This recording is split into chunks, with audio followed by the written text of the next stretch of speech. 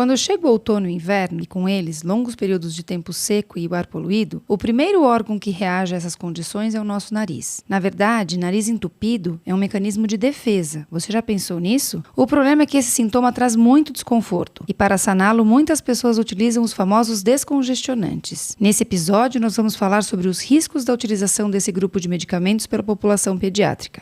Fiquem conosco.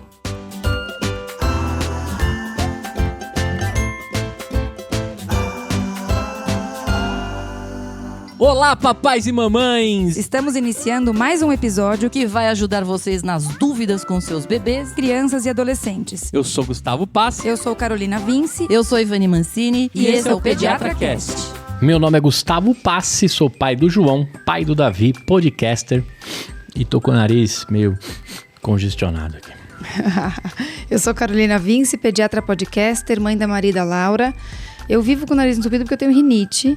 E nem assim eu uso os descongestionantes, eu sou uma medrosa.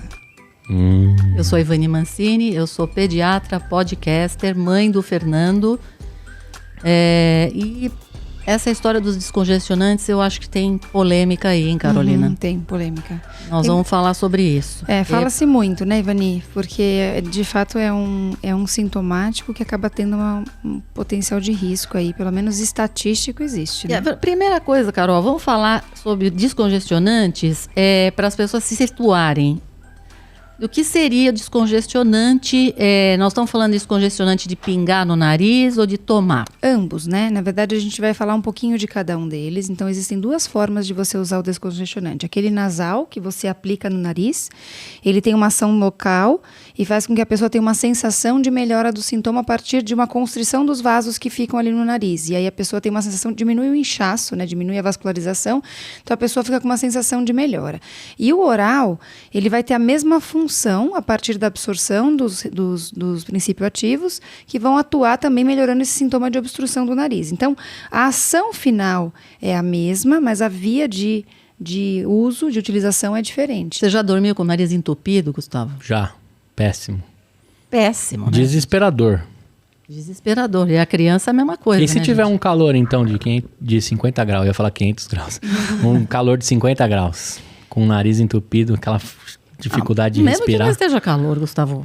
No frio mesmo. É. Nariz entupido é ruim em qualquer hora. Mas é uma coisa muito importante da gente pensar é que nariz entupido não é uma doença, é um sintoma. Então, o nariz entupido ele vai passear em muitas situações, certo? Vai. E ele vai estar presente na principal infecção que acomete as crianças, que são os resfriados, as gripes e os resfriados. Então, é importante a gente saber que, sim, todo mundo já teve um nariz entupido, mas a gente tem que colocar na balança quando tratar esse nariz entupido, de fato, senão a gente vai ficar refém do descongestionante eternamente. E por que eu falo isso, Gu? Porque a gente está numa fase muito crítica, né? Não é à toa que a gente está gravando isso no outono e inverno. E tem algumas famílias que têm muita dificuldade de lidar com o sintoma respiratório. Isso não é uma crítica, isso é uma constatação. Tem famílias que acionam a gente o tempo todo ao primeiro sinal de resfriado. Estou errada? Não, tá certo. Tem famílias que nunca acionam. Vão contar quando complicou. Fala, doutora, tá com o nariz entupido faz tanto tempo, eu tô lavando, não deu certo. Eu acho que não tá legal porque começou a reclamar de dor de ouvido. Você já entende que teve um histórico evolutivo que acabou na dor de ouvido. Ou às vezes, puxa, vem na consulta, olha, ela ficou resfriada praticamente esse outono inteiro. A pessoa nem falou com você. Ela lavei o nariz, dei uma valgina aqui e tal, e foi resolvido.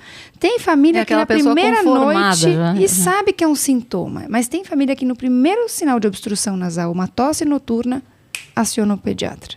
Ou vai na farmácia, na farmacinha de casa e já usa medicamento. É uma coisa para as pessoas refletirem sobre esse uso intenso que a gente tem visto de medicamento sintomático na população pediátrica, certo? Olha, eu vou dizer, Carol, nesse outono aqui, eu diria, olha, por baixo, Gustavo, eu acho que as crianças têm tido um resfriado por semana.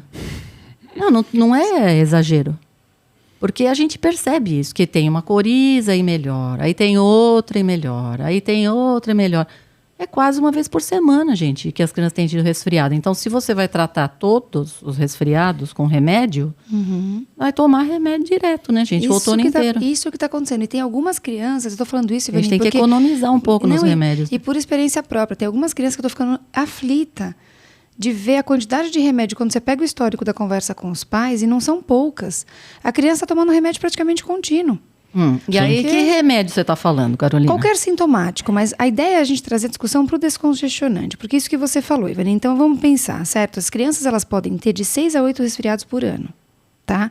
Eu chutaria até mais do que isso, certo? que Pode mais. triplicar, né? Para os que vão exatamente. para a escola, gente, 6 a 8 só no outono. Exatamente. Então, assim, e eles falam para quem vai para a escola, e um grande aliado é o descongestionante quando você pensa na melhora dos sintomas, né? Mas tem uma revisão que foi publicada no British Medicine Journal, que ele apontou que crianças com menos de 6 anos não devem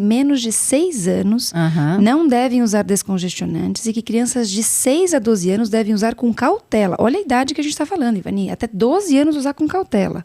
A gente tem usado a recomendação de muitos remédios a partir de 2 anos de idade. Sim. E muitos pediatras prescrevem antes dos 2 anos de idade, porque de fato não tem uma contraindicação formal, né? São os testes de segurança que são a partir dessa idade, mas não existe um efeito que proíbe de fato, né, a utilização. Sim, mas aqui no Brasil, porque fora do Brasil não é de 2 anos de idade. É mais. E assim, a Academia Americana de Pediatria também fez essa advertência de que deveriam ser eliminados os descongestionantes, que não deveria nem ter mais, porque eles, fora do Brasil, nos Estados Unidos principalmente, eram, né? Vendidos sem receita. OTC, que a gente fala, né? Isso. Ia na gôndola e pegava.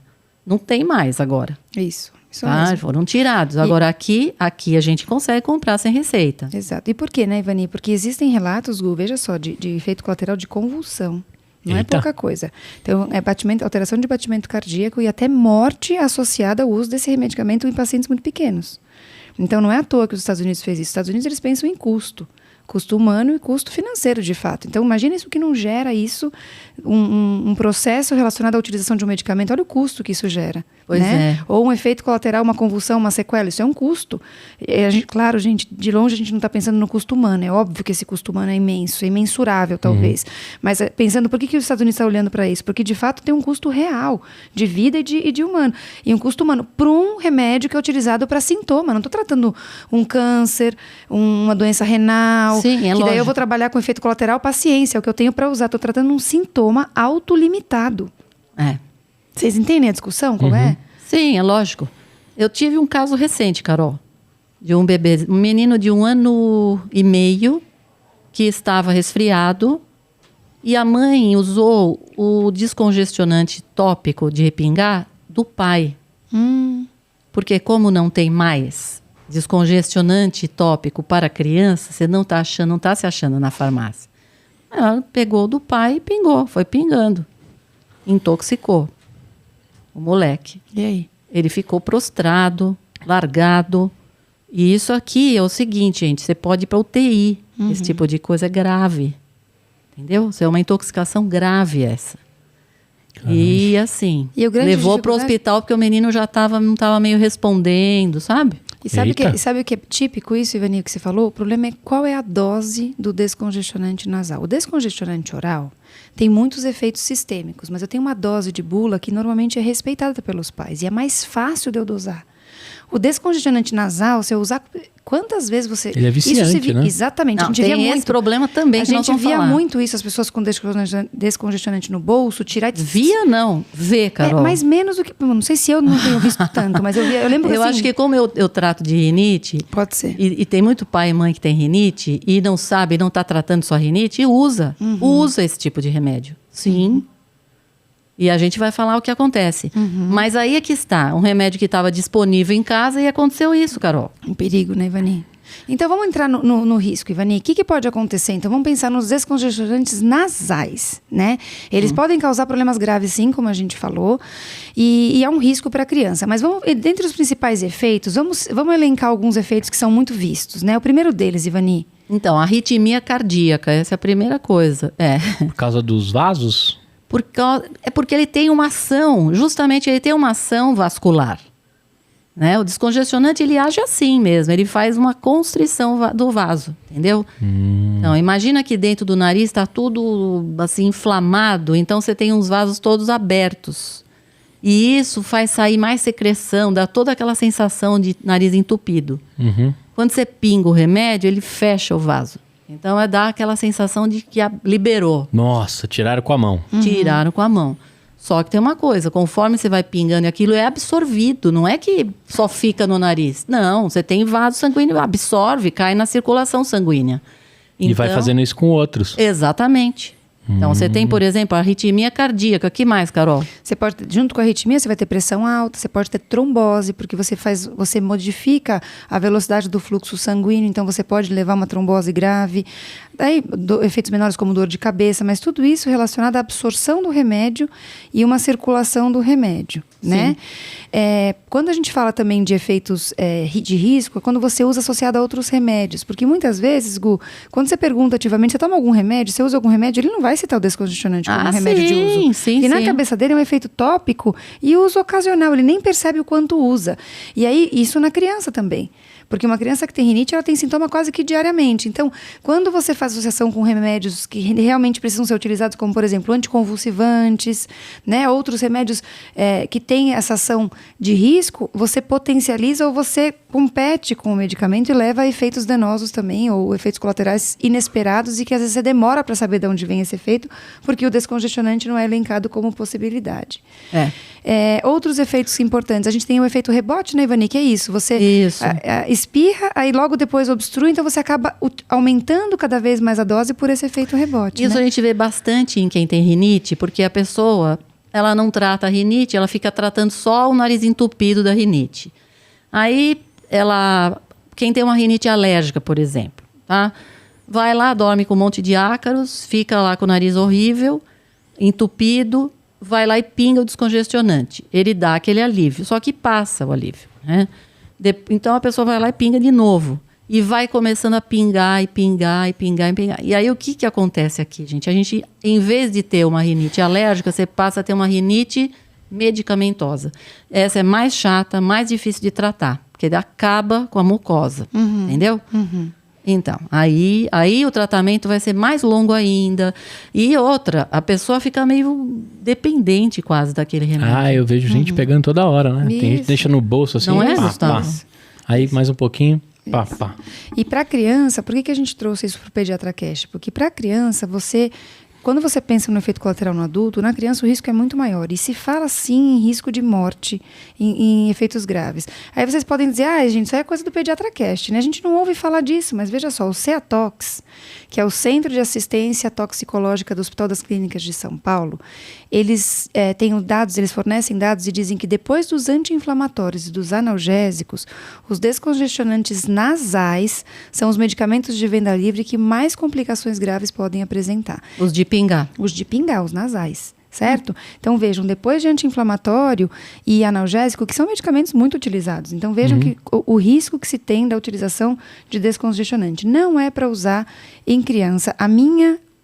Depois desse estudo, Ivani, que a gente fez, a minha opinião é não usar descongestionante nasal em criança e no adulto com muita parcimônia, numa situação muito específica. É o tipo do remédio, mais uma vez, eu falo isso por experiência própria, eu tenho muita obstrução nasal.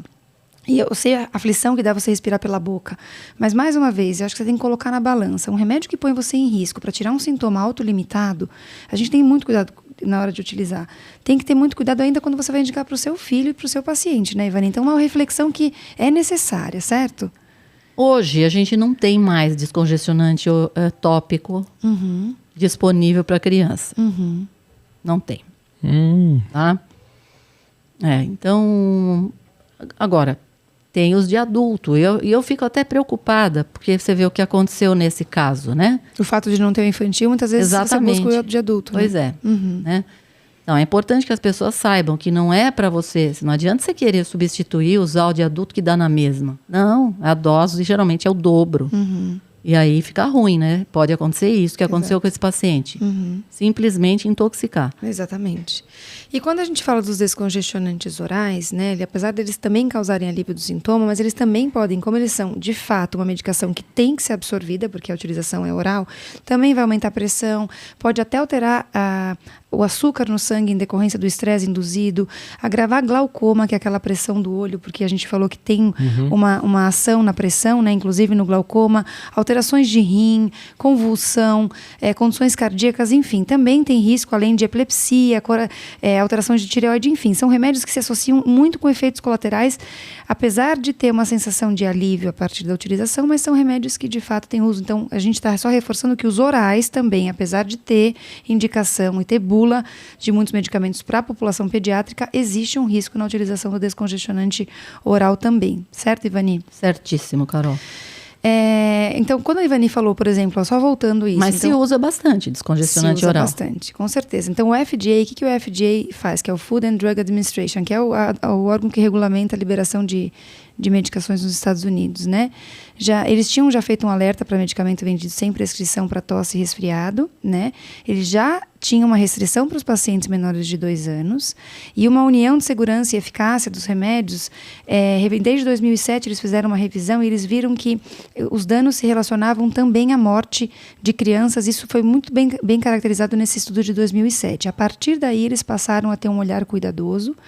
E eles têm dados estatísticos, por exemplo, entre 2004 e 2005, cerca de 1.519 crianças com menos de 2 anos de idade foram tratadas em departamentos de emergência dos Estados Unidos por evento adverso relacionado a descongestionante. Vejam só, 1.519 crianças, é muita gente. É o mesmo caso do paciente que você teve, então. No caso aqui, Carol, você está falando de descongestionante oral. Oral. Tá. No caso dele, não. No caso dele era de pingar. Que pegou do pai e da mãe. Olha, Carol, essa história é dura. É dura porque, assim, eu vou ser, assim, absolutamente sincera aqui. Dizer que eu nunca prescrevi um descongestionante oral, eu vou estar mentindo. Não, claro que sim. E é um remédio que a gente usa, Ivani. Eu não digo que não tem que usar. Agora, o que eu vejo? Que as pessoas vão usando esse tipo de remédio para qualquer situação. Se a criança está tossindo, dá o descongestionante. Isso não resolve. Ele vai resolver naquela situação que tem aquela coriza bem, né? Aquela coriza você usa como você usa muitas vezes quando você está resfriado. Você toma aí, sei lá, Naltecon, por exemplo. Que é um descongestionante oral. Te ajuda... Decongex também? Então. Nós estamos falando desse tipo de remédio. Xaropinho, gostosinho. Então, entendeu? Entendi. Estamos falando desse tipo de remédio. Dá sono, né? Remédio que tem alguns até que hoje tem o engorda dia e também, tem o ou não? noite. Não. Tem o dia, tem o noite, né? Eu estou falando de adulto, por exemplo. Tem aquele que dá um soninho gostosinho. Por exemplo, gente, dizer que eu nunca tomei, por exemplo, um descongestionante quando eu fiquei resfriada. Tomei, né? A gente toma, porque você tem que trabalhar, não dá para ficar com coriza, nariz escorrendo e tal. Nunca usei em nenhum paciente um descongestionante quando a criança está com aquela baita Usei, vou ser sincera aqui. Não, a gente ainda usa, Ivani. E mais ainda, já li quando a Academia Americana colocou que não é para usar, e foi o que você falou, entre 6 e 12 anos, com muita parcimônia, abaixo de 6 anos, nunca. Sinceramente, Carolina, vou ser sincera, eu descumpro isso, entendeu? Mas Ivani, esse é o ponto. Eu acho que a gente acaba utilizando em situações extremas de crianças que estão muito sintomáticas e a gente usa. O que eu quero colocar na balança e incomoda usa de fato. Também o fato das pessoas abusarem. Exato. Porque então, quando você fica em casa, a pessoa vai usando. Ivani, é como corticoide. Não, predicina como se fosse um xaropinho. Exato. Não então, é um xaropinho. E eu sempre que eu prescrevo e falo para os pais, eu falo, gente, Celestamine, Predicin, são remédios que você tem que utilizar quando o seu médico autoriza. Lógico. Então, assim, eu sei que a gente está falando nome de remédios comerciais, mas Ixizine, Desloratadina, são remédios que têm menos efeito colateral. É um fato, é um antialérgico que tem um efeito, mas assim, se é para optar por um remédio que... Mas também não resolve a situação que a gente quer. Não, mas isso que eu estou dizendo. Muitas vezes. Mas muitas Depende. vezes, se os pais estão em dúvida do que usar e não conseguem falar com o médico, Ivani, a automedicação é muito perigoso na faixa etária pediátrica. Então, eu sempre falo isso para os pais. Na dúvida... Claro que o ideal é você perguntar para o seu pediatra, mas se você vai usar um remédio, você não pode usar aqueles remédios que são um risco maior ainda. Não, eu entendo perfeitamente, né? Concordo com você, Carol. Eu realmente acho que tem um certo abuso, sim. Mas, assim, também não adianta você deixar... Vou liberar, então, para dar uma outra coisa que não vai adiantar nada. que adiantar Então não nada. dê nada. Não, Conversa com a pessoa. 3 dias melhora. Não, mas esse Vai é o ponto. melhorar, Mas, pior Ivania, é isso. esse é o ponto. Você chegou exatamente no ponto. Porque tudo vai melhorar. É isso que a gente tem que colocar na balança. Porque, às vezes, a ideia da utilização de algum remédio é você minimizar um pouco o sintoma. Como eu sei que não vai resolver? Porque que remédio que resolve um sintoma de resfriado? Nenhum. Resolver não resolve, gente. É o tempo. É o vírus ir embora. Então, na verdade, é mais uma vez o que eu falei no começo do episódio. A gente precisa aprender a conviver com sintomas de resfriado numa cidade como São Paulo e Brasil afora. Mundo afora. É que São Paulo é uma cidade que, quando começa o outono, é insuportável. As crianças, elas emendam um resfriado no outro. Se os pais não entenderem que isso faz parte da rotina de uma criança que vai para a escola, a gente vai passar a vida medicando essas crianças. E aí, o que a gente faz? A gente tenta ir naquele que é menos eficiente, mas que pelo menos tem menos efeito colateral. Porque senão eu vou usar corticoide descongestionante em todo mundo, porque realmente é o que mais alivia. De fato é o que mais alivia. Só que é o de risco. Agora, Ivani, se eu estiver resfriado, posso tomar sorvete? Essa é uma pergunta que meu filho me fez faz uns 20 dias. Câmera na Ivani. Close na Ivani. Olha, Gustavo, é o seguinte. Se você tem, por exemplo, a garganta está infectada com vírus, né? A gente sabe que você tem uma defesa ali, que você tem cílios, e eles estão ali segurando o vírus para não entrar, tá? Você tem cílios ali que ficam tentando pôr para fora o que está entrando e está errado. Quando você toma um sorvete, você paralisa eles. Os cílios ficam paralisados. E é como se você deixasse. Então, vamos entrando todos vocês. Faz um tobogã. Entrem todos, entendeu? Então, de uma certa forma, se está resfriado, não é a hora de tomar o sorvete. Entendi. Não é a hora de Nem tomar. se eu tomar uma Sinto aguinha muito. depois. Não. Sinto muito. Pra João. voltar os cílios. Não. Os cílios. Não vai dar. Tá bom. Olha Bom. só, então só reforçando 3 pontos que habitualmente se relacionam ao risco da utilização de descongestionante. Utilizar uma dose superior à recomendada, isso é muito importante. Utilizar com uma frequência maior e utilizar produtos diferentes com a mesma composição. Muitas vezes, quando você começa a associar muito o remédio sintomático, você não percebe que você está usando a mesma medicação em produtos diferentes. Então, habitualmente, é isso que aumenta o risco de intoxicação, tá? Aí a gente falou um pouquinho da dependência, só queria citar a vocês que isso tem muita relação com as substâncias que são incluídas nos descongestionantes. Então, nafazolina, fenoxazolina, oximetazolina. São os 3 princípios ativos que mais se relacionam à dependência, tá? Então, isso é muito importante que a gente tenha em mente. E aí, como que a gente faz, Gu? Mas então, a dependência, acho que é muito mais no adulto. sim, Criança com menos. certeza. Porque a criança, na verdade, ela não tem o uso ativo, Exato, né? não é ela que vai pegar e Exato. pingar. Mas se ele perceber que pingou, liberou, dá pra correr. Vixe, Mas tem uns que pedem. Pinga o remedinho. Tem uns que pedem. Dá uma liberada aqui, mãe. Né? Dá uma liberada pra poder correr. E só pra gente lembrar, então, qual que seria a melhor alternativa? Todo mundo vai me malhar agora, vai brigar comigo, o que na verdade é a lavagem nasal, Ivani. No final das Não, e contas até é essa, isso, até né? essa eu já tenho ficado com o pé atrás. Videotites, Porque né? eu tive um resfriado no mês passado e resolvi, então, bom, vamos lavar. Ia fazer uns vídeos do TikTok. Vou lavar com a tal da garrafa, né? Lavei. Fiquei surda do lado esquerdo. Pois é. Não, tampou, não ouvia nada do lado esquerdo. Quer dizer que foi pra lá. Então, aí assim, eu comecei a pensar, olha só essa história. Quer dizer, não é qualquer pessoa que deve usar isso. Sim. E a gente vê que algumas crianças falam, doeu o ouvido. Ou seja, eu não acho que todo mundo deve usar assim indiscriminadamente. Tem um pouco de receio. Tem criança que faz a lavagem de boa, não acontece nada, mas outros reclamam. Então, eu acho que não é qualquer um, porque eu acho que você tem tubas auditivas e tubas auditivas. Verdade. Nem todas são. A minha provavelmente é made in China, tá? Entendeu? Da Shopee, né? A sua é da Shopee. Shopee, da Shein. Shein, Agora, então, a minha já não deve ser, porque eu sou daquelas que entope ouvir, sabe? Tem uma tuba auditiva mais ou menos. Tem criança que fica de boa. Então, até isso, viu, Carolina? Até essa lavagem eu tenho que ter cuidado. Mas, sem dúvida, tem muito menos problema, Sim. efeito colateral, do que se você for ficar pingando e usando remédio. Eu ia fazer uma brincadeira com você, Ivani. Será que não era um parafuso que ficou faltando lá? Aí entrou água? Mas isso Tô aí brincando. já tá faz tempo. Não, mas faz tempo já, Gustavo. Eu não com ia certeza. perder essa piada por nada na vida. Então, Bom, gente, resumindo, o que a gente queria passar é que, assim, a congestão nasal, o tratamento da congestão nasal, ele independe do uso de medicamentos. A utilização de medicamento vai dar um alívio, muitas vezes, uma falsa sensação de que você está tratando. Você vai fazer um alívio temporário do sintoma de obstrução nasal. Mas você não vai fazer um alívio permanente enquanto você estiver com resfriado. Então, qual é a ideia quando você tem uma criança com obstrução nasal?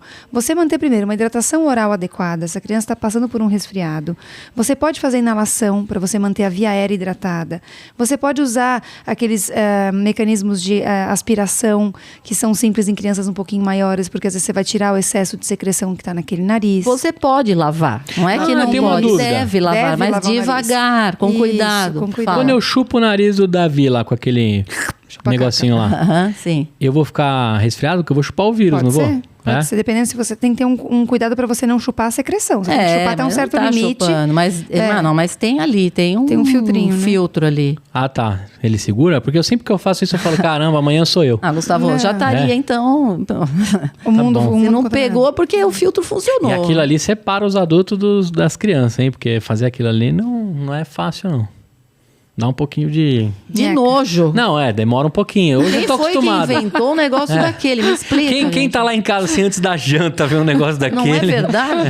Quem que inventou aquilo? É meio, Eu queria- meio, ficou pensando. é meio viu? tenso aquilo. Porque agora o negócio algum com comedor de filtro- meleca. Que inventou. Você acha que é um chupa-caca? Você acha É que o Beleléu, primeiro- o João fala que é o Beleléu. Você acha que o primeiro que inventaram tinha filtro? Então, Duvido, Gustavo. então.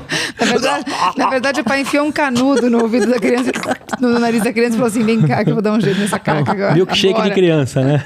Bom, mas acima de tudo é fundamental ficar longe da automedicação, procurar assistência médica se a congestão nasal persistir, sempre sugerir, você sabe que sempre tem habitualmente associação com alergia, com outros fatores que não necessariamente infecções virais. Então é importante que o médico norteie o tratamento de uma obstrução nasal. Uma obstrução nasal aguda relacionada a uma infecção, o vírus vai dar conta quando for embora. Se é uma obstrução que se mantém, a Ivani, nossa especialista, super alergista. Não, ou então fica aquele monte de catarro, a pessoa lavando, entrando tudo ali na internet, mostrando aquela catarreira que já está lá há séculos, gente. Exato. É melhor tratar, que deve ter uma Exatamente. infecção bacteriana. Exatamente. Ivani, última pergunta. Fala. Se o João tiver com o nariz congestionado e a gargantinha também tá fechadinha, ou seja, tá difícil de respirar pelo nariz e pela boca, qual seria o melhor caminho? Aí, porque esperar 3 dias com a criança, tipo o meu João em casa, Pois é, então. ia ser desesperado. Pois é, você está me colocando na cruz aqui. Ah, é? Depois de tudo que ela falou, né? Ah, não, eu tô colocando uma Agora. situação. Eu preciso representar os pais deste país. Eu entendo você. Acho que assim, a gente vai tentar tudo que não for medicamentoso antes de dar remédio. Entendi. Limpar o nariz, né? Inalar, E fazer, aguentar ele chatinho um tempo. dar um analgésico se ele tiver com muita dor de garganta, né? Quando precisa esperar o vírus ir embora, eu tenho uma dica para todos os papais e as mamães. Com o João, eu vou lá assistir um Toy Story, sabia? Eu deito com ele, Pra boto a pessoa Toy Story, esquecer daquilo, aí ele né? esquece, aí em seguida ele já quer fazer outra coisa e parece que esquece. Você Tem dado sabe que certo. eu não sei se vocês, quando eram crianças, usavam Vic Vaporub. Vic Vaporub. Meu pai é do mato, da roça. Meu pai não usava nada, gente. Nada. Usava boldo, ou erva Mas, Santa Maria. Mas, Nada, Carolina, nada, mas nem nada. nunca fazia uma Rapé, inalação com rapé, Vic rapé. Vaporub? Nunca fiz Vic Vaporub no peito, essas coisas que os pais falam. Ah, eu ponho no nariz, porque tem mentol. Mentol Sim. descongestiona, né? A Ajuda. minha avó mandava eu mascar hortelã. Sabe, você masca no hortelã e banho. começa... Entrar no banheiro e ficar no vapor do banheiro. O máximo que eu fazia. Fica aí no vapor do banheiro. Ficava todo mundo tomando banho e eu lá, sentada, né? Esperando é. o povo tomar banho. Pois é, cara. Seu pai era raiz, então. Raiz, tô até hoje. Até hoje. Não tomava nem antibiótico, gente. Como Tudo que eu é vou fazer? boldo, chá de Como boldo. eu fiz oncologia ou quimioterapia, eu não sei. Porque meu pai, tudo era Não, planta. talvez pelo... Né, Vai pro lado pela, desse outro pela lado, dicotomia outro que você extremo. tinha em casa, você buscou conhecimento. Muito bem. Quem quiser encontrar a doutora Ivani no TikTok, TikTok fazendo lavagem nasal com a garrafinha. Qual que é o endereço? Mostrando que ela ficou surda de um lado. É, isso aí. @pediatracast. Não Tinha que percam o sobrar pra Ivani espirrando água Vai pelas sobrar orelhas. pra mim 4 vezes hoje ainda. Tá Quiser bom. conversar com a doutora Ivani, se você tem o mesmo problema, dependendo do seu ouvido esquerdo ou direito, qual que foi, Ivani? O direito ou o esquerdo? Esquerdo. O esquerdo. Se for o esquerdo, você pode chamar ela lá no Instagram, que é o quê, Ivani? Chama pelo direito, senão que eu não vou ouvir, tá? É isso aí. @pediatracast, todos os detalhes, comentários, tá lá no nosso site também. E doutora Carol, não tenho mais nada pra falar. Nem eu. Só tchau, gente. Até a Tchau! próxima. Tchau.